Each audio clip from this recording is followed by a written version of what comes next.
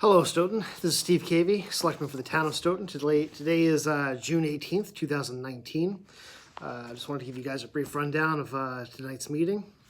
Before I do, just remind everybody down below in the description, you can find a link to the agenda when they become available. The minutes will also be available. There's a link for those, as well as a anonymous suggestion box.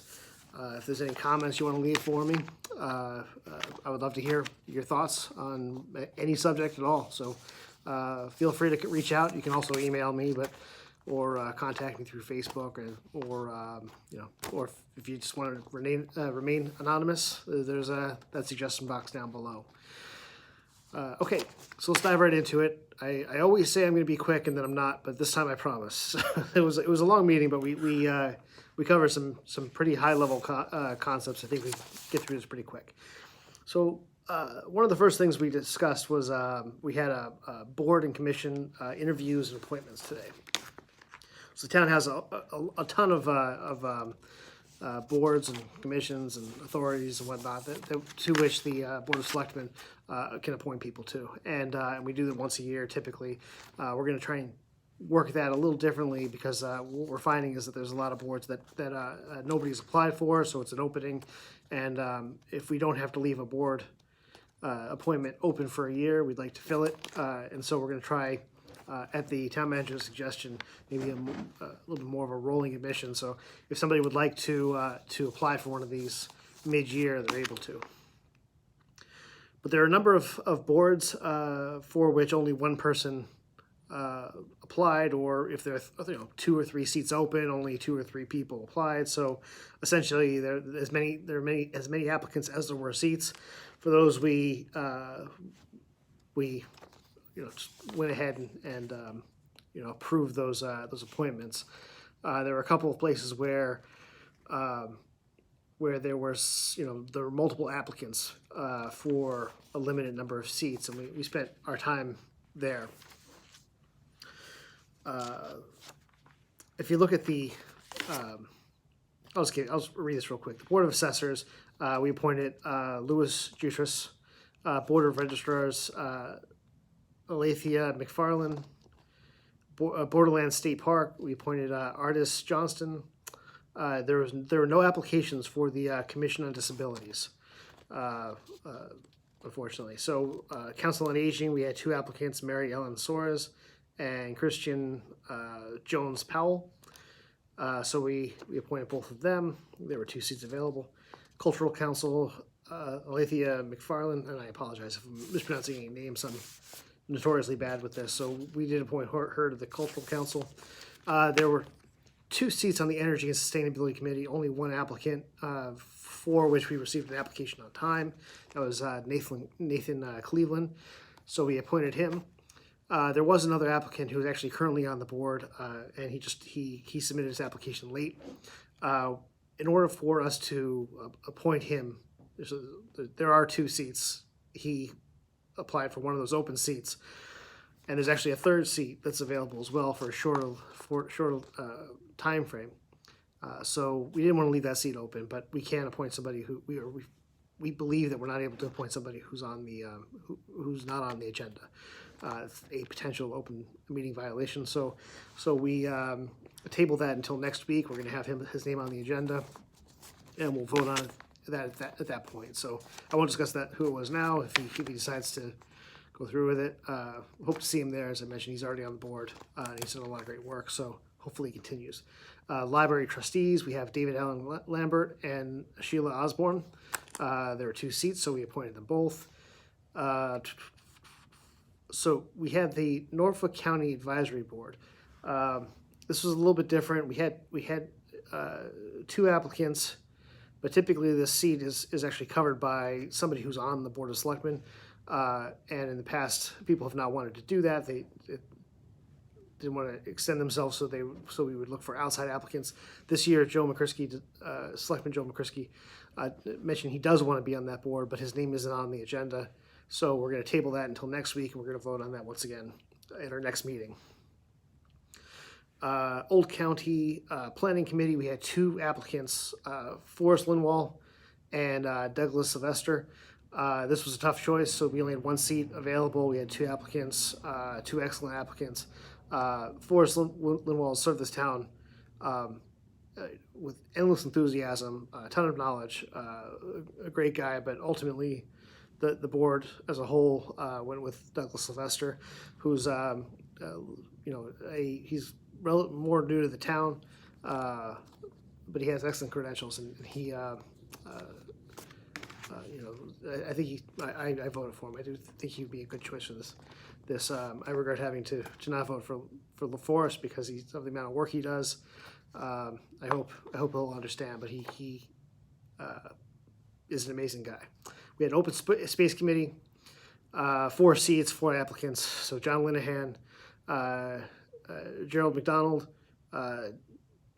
Deborah Sovany, and Jasmine Tanguay. I might be mispronouncing your name, I apologize.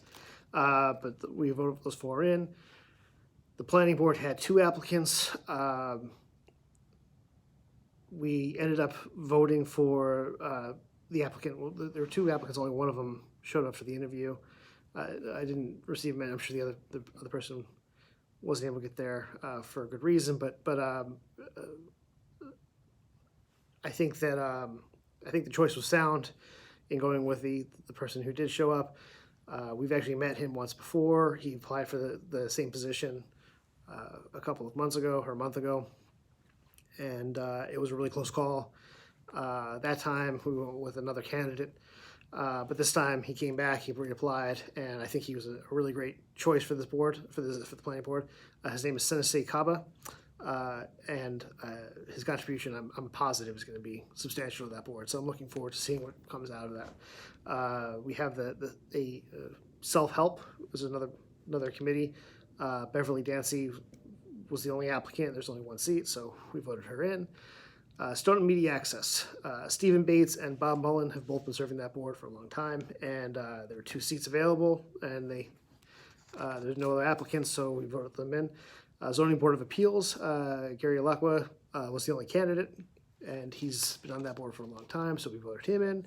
And last, the Zoning Board of Appeals had an alternate seat available, and there were no applicants. So some of these are going to be re-advertised in the coming weeks. If any of the open seats sounded interesting, Zoning Board of Appeals alternate, and Commission on Disabilities. If either of those sound appealing to you, consider applying. So then we had a couple of people who are throwing parties in the neighborhoods, and they wanted to see if we could close the roads so they could have a block party. And there was one on Erica Drive, one on Merrill Street, and one on Capon Street. All 3 were approved unanimously. And the last thing we covered, we also had the consent agenda, which was just payroll and minutes.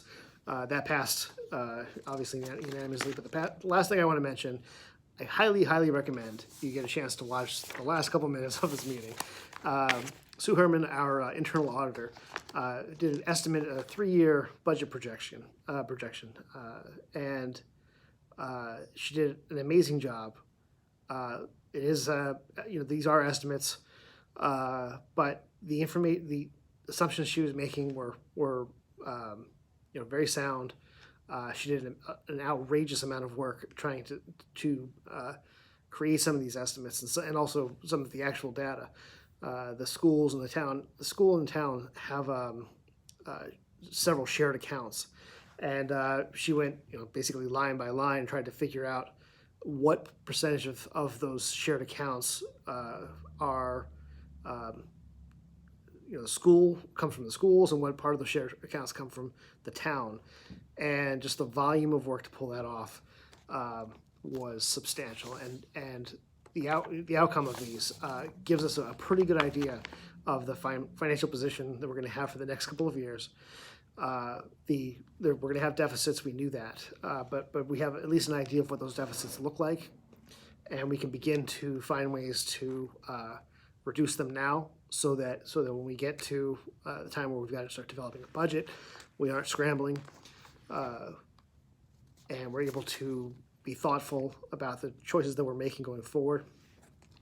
hopefully, and she's already presented some things that we've implemented, that if they come to be, sort of, we had a concept of something we want to accomplish. If we do that, the effect it will have on the budget, and the the outcome is positive. That if we implement the things we're talking about, we're looking at almost slashing that deficit in half, which really puts us in a really good place. So I feel really strongly that we're given some good solid information, a good idea of what's going on. A lot of the numbers were estimated, and even to her credit, she did recommend that we re-examine this in the fall when we have better information, better data. So if you're watching anything from this meeting, I recommend that you watch that. She's been such an amazing asset to this town, and the work that she did on this project in particular was outstanding. So that is the meeting. Hey, I'm a couple minutes before I usually and I usually go about 15 minutes. So thank you very much again for allowing me to serve the town. Have a wonderful evening. If there's anything you want to let me know, you know how to reach me. Thanks so much. Take care.